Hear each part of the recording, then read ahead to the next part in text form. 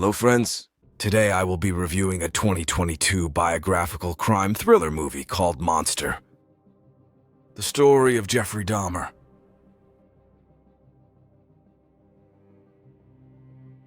An apartment building in a disadvantaged area of Milwaukee. From the ventilation in Glenda Cleveland's apartment, the sound of a working chainsaw and a terrible smell behind the wall can again be heard. Young guy Jeffrey Dahmer washes bloody instruments under the tap, calmly sipping canned beer, and then leaves. Walking in the corridor, the tonsil once again makes comments to the guy about the stench, and he explains it as rotten meat, promising to eliminate everything.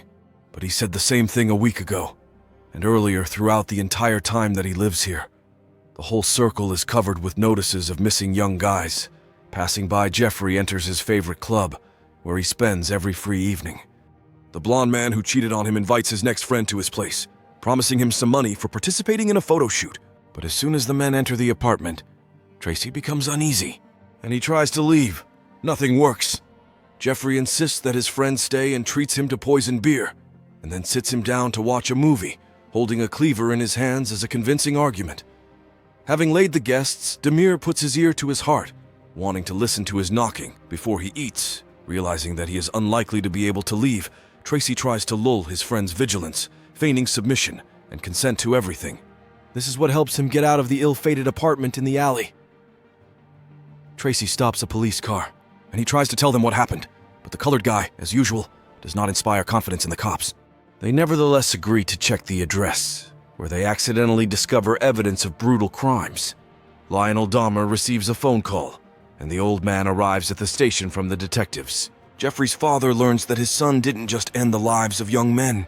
He did this in a sophisticated way involving close relationships. And after eating some of his friends, Jeffrey is brought to the station, and, after formal procedures, taken for one interrogation. The guy immediately declares that he is going to cooperate with the investigation and will openly tell his confession about everything. Dahmer begins with memories of his early childhood. As a junior in school, he was already a little strange. The peculiarities of his behavior were added to the complex relationships in the family. Jeffrey's mother was prone to trying to die, and his father was constantly quarreling and could disappear for several weeks, once giving the teacher a jar of tadpoles. And seeing that the woman refused the gift, Dahmer doused them with a strong chemical and watched with delight at their end. Later, an opossum appeared and died under the house, which the guy looked at with interest along with his father. Then an unusual hobby appeared. Dahmer began collecting animal remains so that Jeffrey could dissect and carefully study them. Catherine was horrified by her son's hobby, but his father supported this interest, glad that the boy finally found something he liked later, trying to live in Miami. Jeffrey fondly remembers the evenings spent with his father in the garage, when he didn't feel lonely. One day the memories overwhelmed him so much that the young man asked his father for permission to return home to Milwaukee. Jeff moved into his grandmother's house and got a job in a meat shop. Then the guy first felt a craving for a male body, falling in love with a mannequin, for which he even went to steal. Jeffrey's memories are carried back several years. Later, noticing a crowd of teenagers near the store, he chose the youngest of them, and for a couple of tens of bucks and a pack of beer, persuaded the young man Cognac to take a photo. Then Dahmer did not want to immediately get rid of his friend. He was interested in the experiments by getting the Asian man drunk. Jeff used the door to change his brain and force him to obey. Having come to his senses a little, the kennel was able to get out of the apartment and go down to the street. But due to the tranquilizer and injuries, he could not explain anything. Two policemen who found him in the alley, plucking up courage, Glenda intervenes in the fight, proving to the cop that this is not a Persian. A strange story, and the blonde's apartment needs to be checked. But not wanting to get involved with an unconventional couple and a screaming woman of color, the police hand the young Asian back into the hands of his friend and leave. As soon as the police car leaves, Jeffrey ends up with his violent friend, and Glenda calls the rescue service again, talking about strange sounds from the next room. Again, no one reacts to her call, but it's worth going back to 1959, when the family of divers found out about the imminent replenishment, having many psychological problems. The woman takes handfuls of drugs, which greatly worries Lionel. One day he even finds his wife naked at a bus stop in the snow. When Jeffrey became a teenager, he developed a trusting relationship with his father. But despite this, the guy did not dare to share his strange preferences with him, hoping that a craving for girls would appear sooner or later. But for now, he enjoyed eating fish entrails.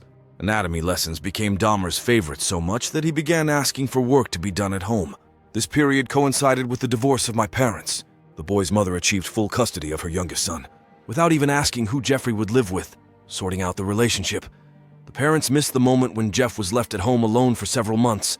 The guy drinks a lot of alcohol, begins to rock, and every evening fantasizes about intimacy with other men in the alley near the house.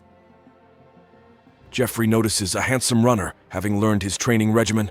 The guy, armed with a bat, decides to attack, but at the last moment he lacks the courage. Joyce is undergoing post-divorce rehabilitation at a center for women when she comes to her senses and begins to help others in need. The director of the center offers the woman his place, Jeffrey's arrogant behavior, which others justify with problems in the family. The teachers try to support the teenager, but he doesn't think he needs it.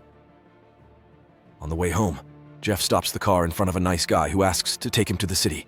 Having agreed, Dahmer lures him to his place with persuasion, and when he, having guessed that the blonde is not entirely traditional and wants to leave, Jeffrey stops him with a barbell, which is how his first murder occurred, remaining unsolved when investigators found the remains of a hitchhiker. Jeff happily told the detectives how he tried to get rid of the remains after this incident. For 9 years, Jeffrey managed to restrain his desires, although his previous fascination was only with internal organs or male bodies. The guys just really wanted to become a good boy and be proud of their parents. The young man's father had already started a new relationship by that time. 7. I continued to sort things out with my ex-wife. Seeing what a mess Jeffrey had made, the Lionel scolded his son, and only after that, he learned that the teenager had lived at home alone for 3 months. In a frank conversation with his father, the guy admits that he considers himself a failure. He tries to tell the old man about his country's intimate preferences, but the Lionel leaves the conversation, not wanting to know anything. The guys enroll in Ohio University, but he doesn't stay there for long. As punishment for expulsion, Jeff's father sends him to the army, and the men meet only a year later at Christmas. At first glance, everything is fine with the young man. The uniform suits him very well, and he is no different from his comrades. No one even suspects that during courses in military medicine, a soldier writes down the names of all the sedatives he uses on his fellow soldiers. All sorts of things while they are passed out, so the guy is also kicked out of the army, and he goes to live with his grandmother. The old woman gives the young man an iron box in which she keeps childhood photographs of his father and family little things. That's when the story with the mannequin happened. After finding it in her grandson's bed, the woman first suspected Jeff of being strange and threw the toy away, which greatly angered the guy. After what happened, Jeffrey began to use even more, which led to Dahmer being greatly disgraced. At a city fair, he received one report to the police and lost his job. Jeff manages to get a job as a nurse at a blood transfusion station, but even there he finds something to profit from. He steals blood bags that help him relax. The guy starts going to a nightclub for unconventional guys, and one of his friends introduces him to behind-the-scenes life. Sauna Jeff becomes a regular guest of the hotel until the management finds out that he is poisoning visitors with drugs.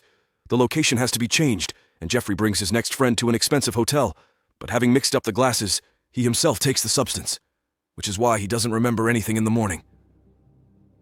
Even after his partner turned out to be dead, he pulled out his friend's body in a huge suitcase and hid it in the basement of his grandmother's house.